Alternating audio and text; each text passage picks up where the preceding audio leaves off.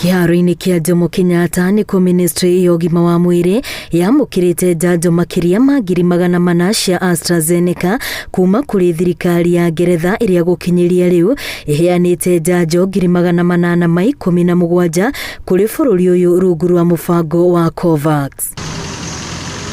Kuringana na ministry ya ugima wa mwiri, njanjo ici iheanitwo riri bururi uratwarithia na mbere kambeini ya Kenya gwitikira kwiyumiria na kwaga guthikiriria mihuhu iria iratambio igie njanjo ici.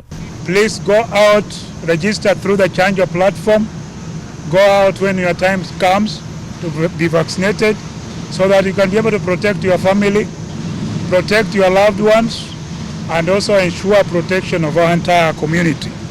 Gukinyiria riu andu milioni 2.1 nio marikitie kuheo njanjo guku bururi-ini na haria ya 750 ario mahetwo njanjo cieri cia AstraZeneca. 750 people now fully vaccinated, representing about 2.8% of the population, and we are targeting to vaccinate 10 million people by December this year and 26 million people by June 2022.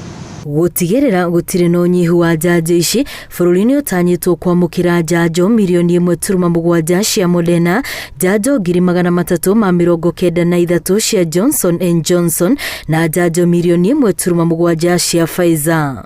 This is a global pandemic and the response has to be a global collaboration. Be the key to how we move beyond this terrible pandemic that's taken so many lives. But based on the numbers I've given you, we are confident that more vaccines are coming in the pipeline and we should be able to reach more people, ensuring protection of a larger proportion of our population. Ministry ya ugima wa mwiri irahinyiriria ni nginyagia a Kenya metikire kwamukira njanjo eno na mathie na mbere na kurumirira mawatho ma kwigita murimu wa COVID-19 undu uria guteithiriria maundu maingi maria marugamitio mahinguke. Girifo tera Inoro TV ritwa riakwa ni Wambui wa Macharia.